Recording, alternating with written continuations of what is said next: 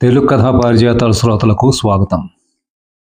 ఈరోజు చదవబోయే కథ పెన్షన్.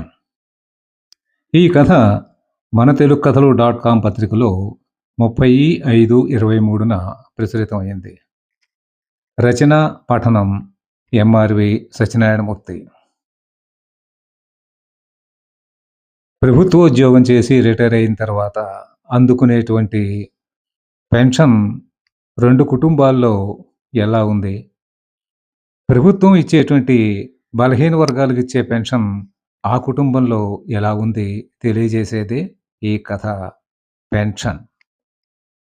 ఎక్కడికండి సుజాతమ్మ గారు పొద్దున్నే బయలుదేరారు? అడిగింది సింహాచలం.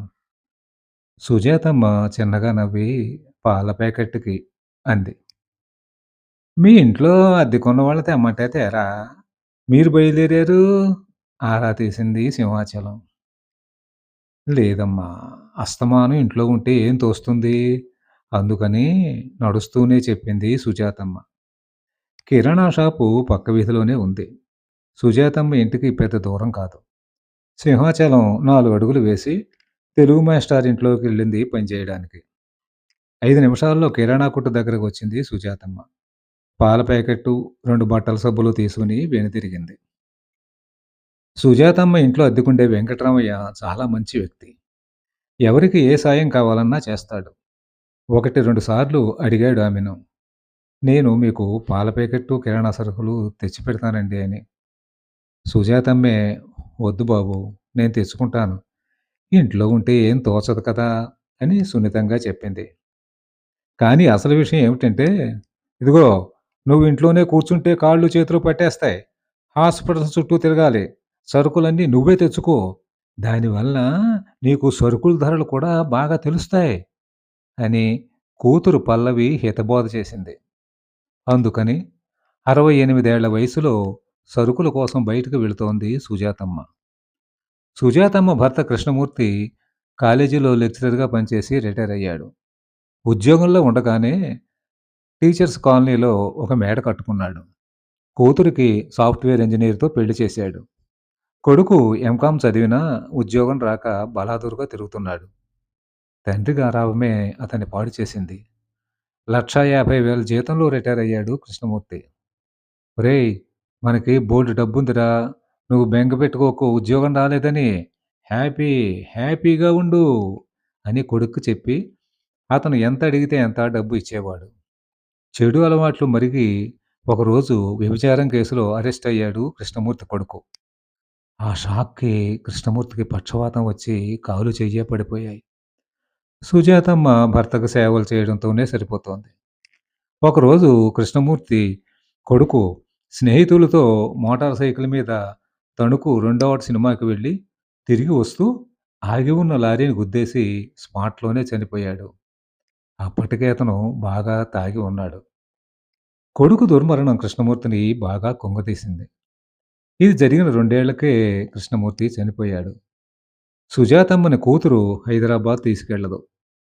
2 నెలలకో, 3 నెలలకో ఒకసారి శివపురం వచ్చి తల్లిని చూసి వెళుతుంది. పెన్షన్ డబ్బులు ఎక్కువగా ఖర్చు పెట్టవద్దని, పొదుపుగా ఉండమని తల్లికి నూరి పోస్తుంది. ప్రస్తుతం సుజాతమ్మకి భర్త పెన్షన్ 50,000 వస్తోంది. ఇంటద్దె 10,000 వస్తోంది. ఇదిగో అమ్మా, నువ్వు 16,000 కంటే ఎక్కువ ఖర్చు పెట్టకు. ప్రతి నెల 40,000 బ్యాంకులో ఉంచు. మా అమ్మాయి పెళ్ళికి ఉపయోగపడుతుంది అని చెప్పింది పల్లవి. అమ్మా, కాశీ వెళ్ళి గంగలో స్నానం చేయాలని ఉందిరా. ఒక్కసారి నన్ను కాశీ తీసుకువెళ్ళు తల్లి, కూతుర్ని బతిమాలింది ఓసారి సుజాతమ్మ. "ఆ, నీకు ఆయాస రోగం ఉంది. కాశీ వెళ్ళి స్నానాలు అవి చేసి వస్తే నీకు లేనిపోని రోగాలు చుట్టుకుంటాయి. నేను చాకిరీ చేయలేను బాబు" అని చెప్పి పాలకొల్లు క్షీరారామలింగేశ్వరుడి గుడికి తీసుకెళ్ళి, "ఇదిగో ఈయన శివుడే" అని చెప్పింది. కూతురి గడుస్తనానికి నివ్వెరపోయింది సుజాతమ్మ. 15 రోజులు పోయాక కిరాణా కొట్టుకు వెళ్ళి వస్తుంటే సింహాచలం కనిపించింది సుజాతమ్మకి. "ఏమిటి సింహాచలం, ఈ మధ్యన కనిపించడం లేదు, ఊరికెళ్ళావా?" అడిగింది సింహాచలాన్ని. "అవునండి అమ్మగారు, గంగా పుష్కరాలకి కాశీ వెళ్ళాను. మా వాళ్ళందరితో కలిసి వెళ్ళాం. ఇప్పుడు విశ్వనాథుడి గుడి చాలా విశాలంగా కట్టారమ్మా. దర్శనం గమ్మున అయిపోయిందనుకోండి. 3 రోజులు కాశీలో ఉండి, అయోధ్య, నైమిషారణ్యం కూడా చూసి వచ్చామమ్మా. ఆనందంగా చెప్పింది సింహాచలం. 5 నిమిషాలు ఆమెతో మాట్లాడి ఇంటికి వచ్చింది సుజాతమ్మ. ఆమె మనసులో లేదు. అందరి ఇళ్లల్లో పనిచేసి జీవించే సింహాచలం కూడా తన డబ్బు పొదుపు చేసుకుని పుణ్యక్షేత్రాలు చూసి వచ్చింది. తనకి చేతి నిండా డబ్బు ఉన్నా తన కోరికలు తీరడం లేదు. ఒక రాజమహిషిలో జీవించవలసొస్తోంది. భర్త ఉన్నన్ని రోజులు ఆయన మాటకు ఎదురు చెప్పలేదు. ఇప్పుడు కూతురు తన మీద పెత్తనం చెలాయిస్తోంది. తన జీవితం ఇలా నిస్సారంగా గడిచిపోవలసిందేనా? తను ఆశలు చంపుకుని లక్షలు లక్షలు మూటకట్టి కూతురికి ఇవ్వాల్సిందేనా? అలా చేసిన ఆమెకేమైనా కృతజ్ఞత ఉంటుందా? హుహు. ఏమీ ఉండదు. మధ్యాహ్నం, సాయంత్రం కూడా బాగా ఆలోచించింది సుజాతమ్మ. రాత్రి ఒక నిర్ణయానికొచ్చింది. మర్నాడు సింహాచలంకి తన మనసులోని మాట చెప్పింది. ఆమె చాలా సంతోషించింది. అమ్మగారు అలాగేనండి అంది. ఒకటో తారీఖు రాగానే పెన్షన్ 50,000 తీసుకుంది సుజాతమ్మ. సాయంత్రం చీకటి పడే వేళ సింహాచలాన్ని తీసుకుని విజయవాడ బస్సు ఎక్కింది. రాత్రి 11 గంటలకు కాశీ వెళ్ళే రైలు ఎక్కారు సుజాతమ్మ, సింహాచలం. రైలు ఎక్కగానే గుండె నిండా ఊపిరి పీల్చుకుని ఆనందంగా నవ్వింది సుజాతమ్మ. సాయంత్రం 4 గంటలయింది. నిద్ర లేచిన రాఘవయ్య హాల్లోకి వెళ్ళబోతూ కొడుకు, కోడలు తన గురించి మాట్లాడుకోవడంతో గుమ్మం దగ్గరే ఆగిపోయాడు. "ఏవండీ! మీ నాన్నగారిని ఈసారి ఎవరి దగ్గరికి పంపకుండా ఒక సంవత్సరం పాటు మన దగ్గరే ఉంచుకుందాం" అంది రమణి. ఆమె భర్త శేషగిరి ఏమీ అర్థం కాక ఆమె కేసి చూశాడు. తండ్రి వచ్చిన తర్వాత ఎప్పుడు వెళ్ళిపోతాడా అని ఎదురు చూసే భార్య ఏడాది పాటు ఇక్కడ ఉండనిస్తుందా? ఇది జరిగే పనేనా? నేను విన్నది నిజమేనా రమణి? అడిగాడు భార్యనే. ఆ! అవును. మీరు కరెక్ట్‌గానే విన్నారు. మావయ్య గారిని ఏడాది పాటు మనింట్లోనే ఉంచుకుందాం అంది రమణి.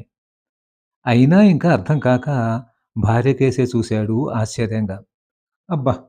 మీకు ఏది ఒక పట్టాన తెలీదండి బాబు. అన్నీ విడమర్చి చెప్పాలి. మనబ్బాయి ఇంటర్ రెండో సంవత్సరం చదువుతున్నాడా? భర్తతో అంది. అవునన్నట్టు తలూపాడు శేషగిరి. మరి వచ్చే సంవత్సరం వాడిని బీటెక్ చదివించాలంటే చాలా డబ్బులు కావాలి కదా! మావయ్య గారికి 70,000 పెన్షనొస్తోంది. పూర్వం మనకి 40 ఇచ్చేవారు. ఇప్పుడు 50 ఇమ్మని మావయ్య గారిని అడుగుదాం. అంటే 12 నెలలకి మొత్తం 6,00,000 వరకు వస్తుంది. ఆ డబ్బుతో మన అబ్బాయి కాలేజీ ఫీజులు కట్టేయొచ్చు. మీరు ఆఫీసులో లోన్ పెట్టక్కర్లేదు. ఏడాది గడిచాక ఆయనిష్టం. ఎక్కడ ఉండాలనుకుంటే అక్కడ ఉంటారు. ఎలాగుంది నా ఐడియా? కళ్ళు గుండ్రంగా తిప్పుతూ అంది రమణి. భార్య తెలివితేటలకి మురిసిపోయాడు శేషగిరి. "నువ్వు సూపర్ రమణి! నాకు బర్డెన్ లేకుండా చేశావు" అని భార్యకి షేక్ హ్యాండ్ ఇచ్చాడు. వాళ్ళ మాటలు విన్న రాఘవరావు గుమ్మం దగ్గర నుండి వెనక్కి వచ్చి మంచం మీద కూర్చున్నాడు. చివరికి రక్త సంబంధం కూడా ధన సంబంధంగా మారిపోయిందా అని చాలాసేపు బాధపడ్డారు. తర్వాత హాల్లోకి వచ్చారు రాఘవయ్య. రండి మావయ్య టిఫిన్ పట్టుకొస్తాను అని లోపలికి వెళ్ళి వేడి వేడి పకోడీలు ప్లేట్‌లో పెట్టి తెచ్చింది రమణి. రాఘవయ్య టిఫిన్ తిన్నాక టీ తెచ్చి ఇచ్చింది. భర్త కేసి చూసి సైగ చేసింది అడగమన్నట్లుగా. నాన్న ఈసారి నువ్వు 4 నెలలకే వెళ్ళిపోకుండా ఏడాది పాటు మా దగ్గరే ఉండాలి. చూడు మరి నీ మనవడు కిరణ్ ఇంటర్ రెండో సంవత్సరం చదువుతున్నాడు కదా! నువ్వు హెడ్ మాస్టర్‌గా చేసావు. వాడిని శ్రద్ధగా చదివిస్తావని మా ఇద్దరి కోరిక. చాలా వినయంగా అడిగాడు శేషగిరి. అలాగేరా అబ్బాయ్ అని వాకింగ్‌కి పార్కుకు వెళ్లారు రాఘవయ్య. తమ సమస్య ఇంత తేలిగ్గా పరిష్కారం అయినందుకు భార్యాభర్త ఇద్దరూ ఆనందించారు. రాఘవయ్య హైస్కూల్ హెడ్ మాస్టర్‌గా పనిచేసి రిటైర్ అయ్యారు. ప్రస్తుతం ఆయన వయసు 75 సంవత్సరాలు. ఆరోగ్యంగానే ఉన్నారు. 3 ఏళ్ల క్రితం భార్య జానకమ్మ చనిపోయింది. సొంత ఊరు శివపురంలో చిన్న కొడుకు దగ్గర ఉంటే, మా దగ్గర కూడా ఉండాలని మిగతా ఇద్దరు కొడుకులు పట్టుపట్టడం వలన ముగ్గురు కొడుకుల దగ్గర 4 నెలల చొప్పున ఉంటున్నారు రాఘవయ్య. ఎవరి దగ్గర ఉన్నా తన కోసం 20,000 ఉంచుకుని మిగతా పెన్షన్ డబ్బులు వారికిచ్చేస్తారు. పెద్ద కొడుకు, రెండో కొడుకు తనని బాగానే చూస్తారు. కానీ ఆయనకే మొహమాటంగా ఉంటుంది. చిన్న కొడుకు నారాయణ దగ్గర ఉన్న స్వేచ్ఛ, చనువు మిగతా వాళ్ళ దగ్గర ఉండదని ఆయన భావన. శివపురం అంటే రాఘవయ్య గారికి చాలా ఇష్టం కూడా. ఒక ఏడాది రెండో కొడుకు శేషగిరి వద్దే ఉన్నాడు. ఆ తర్వాత మూడో కొడుకు నారాయణ దగ్గరకొచ్చాడు. నారాయణ తండ్రి దగ్గర డబ్బు తీసుకొనని ఖరాఖండిగా చెప్పాడు. నాన్న, నాకు కలిగిన దాంట్లో మీకు పెడతాను. మీ అవసరాలకి, మందులకు ఏవైనా కావలిస్తే మీ పెన్షన్ డబ్బులు వాడుకోండి. నాకు ఏమీ అక్కర్లేదు అని చెప్పాడు. రాఘవయ్య కొడుక్కి తెలియకుండా కోడలికి కొంత డబ్బు ఇచ్చి వెళ్ళేవాడు. కానీ ఆ డబ్బు ఆమె తణుకులోని వృద్ధాశ్రమానికి అత్తగారి పేరు మీద విరాళంగా ఇస్తోందని రాఘవయ్యకు ఇంతవరకు తెలియదు. 4 నెలలు నారాయణ దగ్గర హాయిగా గడిచిపోయాయి. రాఘవయ్య పెద్ద కొడుకు దగ్గరకు వెళ్ళలేదు. మరుసటి నెలలోనే జానకమ్మ తద్దిన వచ్చింది. కొడుకులిద్దరినీ తద్దినానికి శివపురం రమ్మని చెప్పాడు రాఘవయ్య. అయిష్టంగానే పెద్ద కొడుకు, రెండో కొడుకు శివపురం వచ్చారు. తద్దినం పూర్తయింది. భోజనాలయ్యాక అందరూ సావిట్లో సమావేశమయ్యారు. నాన్నగారు, రాత్రి బస్సుకి హైదరాబాద్‌కి టికెట్లు తీయమంటారా?" అడిగాడు పెద్ద కొడుకు చక్రధర్. అతని మాటకి దీర్ఘంగా నిట్టూర్చాడు రాఘవయ్య. "అబ్బాయ్, నేనింక ఎక్కడికి రాదలుచుకోలేదు. శివపురంలోనే ఉంటాను." తాపీగా చెప్పారు రాఘవయ్య. కొడుకులు ఇద్దరి గుండెల్లో రాయి పడినట్లయింది. నెల నెలా తండ్రి ఇచ్చే డబ్బులు తమ్ముడు తినేస్తాడా అన్న దుగ్ధ వారిలో వ్యక్తమైంది. అది పసిగట్టారు ఆయన. చూడండి, మీ బాధ నాకు అర్థమయ్యింది. నా పెన్షన్ డబ్బులన్నీ నారాయణే తినేస్తాడని మీ ఉద్దేశ్యం. అది చాలా తప్పు. నారాయణ నా దగ్గర ఎప్పుడూ డబ్బు తీసుకోలేదు. వాడికి తెలియకుండా కోడలికిస్తే ఆమె ఏం చేసిందో తెలుసా? ఒక్క నిమిషం ఆగారు రాఘవయ్య. పెద్ద కొడుకు చక్రధరికి ఉక్రోషం వచ్చింది. మొన్నటి వరకు శేషగిరి దగ్గర ఉంటే వాడు బోలెడు లబ్ధి పొందాడు. ఇప్పుడు తన వంతు వచ్చేసరికి తండ్రి రాను అని అనడం అతను తట్టుకోలేకపోతున్నాడు. "ఆ! ఏ ఆవిడ గారు డబ్బులతో నగలు చేయించుకుందా?" వ్యంగ్యంగా అన్నాడు చక్రధర్. "హ్మ్. అందరూ మీలా స్వార్థపరులుగా ఉంటారనుకోకండి. ఆ డబ్బులు మీ అమ్మ పేరు మీద వృద్ధాశ్రమంలో ఇచ్చేసింది. నా కళ్ళు తెరిపించింది. నేను చేయవలసిన కర్తవ్యం కూడా నాకు బోధపరిచింది. అయినా ఒక విషయం అడుగుతాను. తండ్రికి భోజనం పెట్టి డబ్బులు తీసుకోవడానికి మీకు సిగ్గు అనిపించడం లేదురా? మీకు జీతాలు బాగానే వస్తున్నాయి గదా! నెలకి 60, 70 వేలు సంపాదించుకుంటున్నారు. మరి ఎందుకిలా ప్రవర్తిస్తున్నారు?" హ్మ్. నారాయణ చిన్న ఉద్యోగం చేసుకుంటున్నాడు. అది మీకు తెలుసు. వాళ్ళావిడ మిషన్ మీద బట్టలు కుడుతూ వాడికి చేదోడు వాదోడుగా ఉంటోంది. వీళ్ళబ్బాయి కూడా బీటెక్‌లో చేరాడు. కానీ వాళ్ళు ఎవరి దగ్గర చేయి చాపలేదు. ముందు చూపుతో పొదుపు చేసుకుని, ఆ డబ్బుతో కొడుకుని చదివిస్తున్నారు. అది జీవితమంటే. హ్మ్. మీకు నన్ను చూడాలనుంటే ఇక్కడికే రండి. అంతే అన్నారు రాఘవయ్య. కొడుకులిద్దరూ తలలు దించుకున్నారు. రాత్రి బస్సుకే ఇద్దరూ వెళ్ళిపోయారు. రాఘవయ్య ఇద్దరు పేద విద్యార్థినులను దత్తత తీసుకుని వారిని చదివిస్తున్నారు. నెల నెలా తణుకు వృద్ధాశ్రమానికి వెళ్ళి తనకి తోచిన సాయం చేసి వస్తున్నారు. ఆయన మనసిప్పుడు ప్రశాంతంగా ఉంది. ఇప్పుడు మూడో కుటుంబం. ఆ రోజు 1 తారీఖు. ఉదయం 9 గంటలవుతోంది. శివపురంలోని పేదల కాలనీలో తన పూరిపాక దగ్గర కూర్చుని ఉంది రాములమ్మ. పొద్దున తాగిన టీ చుక్క అప్పుడే అరిగిపోయింది. ఆకలి వేస్తోంది. ఆశగా వీధి చివరకేసి చూస్తోంది గ్రామ వాలంటీర్ కోసం. అతనిచ్చే పెన్షన్ డబ్బుల కోసం. ఆ! వీడు పెందరాళే రాడు. పొద్దున్నే టీలు, కాఫీలు ఇచ్చేవాళ్ళకి ముందుగా డబ్బులిచ్చి వస్తాడు. వాళ్ళతో కబుర్లు చెప్పుకుని తీరుబడిగా వస్తాడు. ఏం చేస్తాం? దేవుడు వరమిచ్చినా పూజారి అనుగ్రహించాలన్నట్టు ప్రభుత్వం పేదలకి మేలు చేయాలని ఎన్నో ఆలోచనలు చేసినా కింది వాళ్ళు దాన్ని సరిగ్గా అమలు చేయడం లేదు. వీడు డబ్బులిస్తే బావుండును. రాముడు హోటల్‌కి వెళ్ళి 2 ఇడ్లీలు తినాలి. బాగా ఆకలిగా ఉంది అని మరోసారి దీర్ఘంగా నిట్టూర్చింది రాములమ్మ. పెన్షన్ ఇచ్చే కుర్రాడు పెద్దరెడ్డి గారింటి దగ్గర కబుర్లు చెబుతూ జోకులు వేస్తూ నవ్వుతున్నాడు.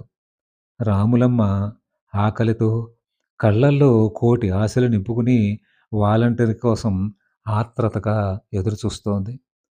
కథ సమాప్తం. కథ మీకు నచ్చితే లైక్ చేయండి, షేర్ చేయండి, సబ్స్క్రైబ్ చేయండి.